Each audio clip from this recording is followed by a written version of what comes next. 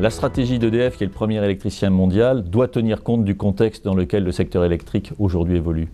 Quel est-il? Aujourd'hui, la demande en énergie dans les 20-30 ans qui viennent va croître de façon extrêmement forte.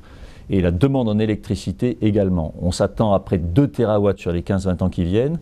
Et sur ces 2 TW de capacité supplémentaire, les renouvelables vont tirer leur épingle du jeu avec probablement 3/4 ou les 2/3 qui seront éoliens et photovoltaïques et le reste hydraulique. Donc, un contexte extrêmement porteur.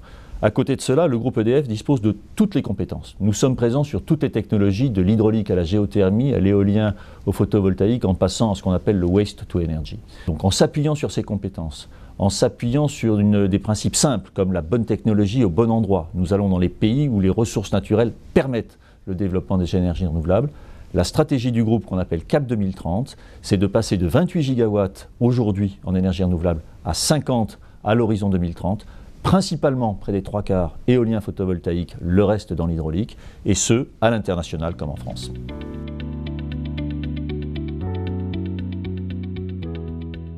Dans les pays développés, on a en général une surcapacité, avec des moyens fossiles qu'il faut substituer par des énergies décarbonées.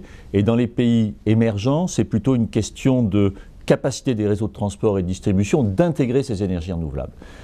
Je dirais que les principaux leviers pour développer le renouvelable, on va essayer de les énumérer. Le premier, c'est évidemment continuer à accroître la compétitivité des énergies renouvelables.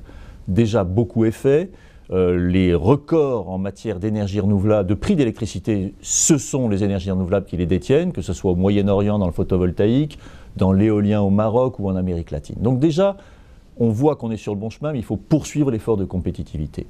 Deuxièmement, et comme ce sont des investissements assez lourds qui s'amortissent sur la durée, il faut clarifier les règles du jeu, clarifier la réglementation qui s'applique à ces renouvelables, de façon à ce que les sponsors, les investisseurs, sachent qu'en investissant dans les renouvelables, que ce soit d'ailleurs en innovation ou en construction de parcs, ils ont la durée pour eux sans changement des règles. Ça passe également d'ailleurs par l'acceptabilité de ces renouvelables par les populations. On sait que dans les pays développés, il y a souvent des freins à l'installation de ces parcs de production, parce que les riverains peuvent estimer que cela les gêne. C'est évidemment un luxe que ne peuvent pas se permettre les pays en développement. Enfin, et c'est probablement, je pense, le principal levier qui permettra le développement des énergies renouvelables, c'est un prix du CO2 qui soit reconnu par tous, qui soit installé à travers tous les pays. Le CO2 ne connaît pas les frontières, et donc c'est bien si un pays ou deux mettent un prix du CO2 pour l'électricité et pour la production d'énergie, mais il faut que ce soit une règle qui se généralise.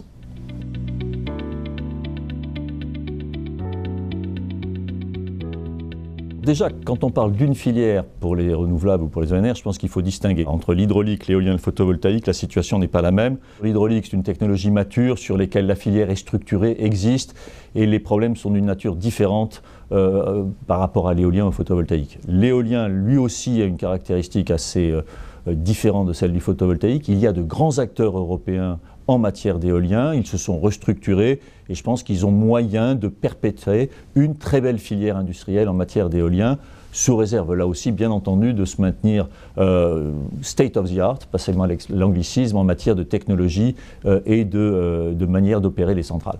Le photovoltaïque, c'est un autre sujet.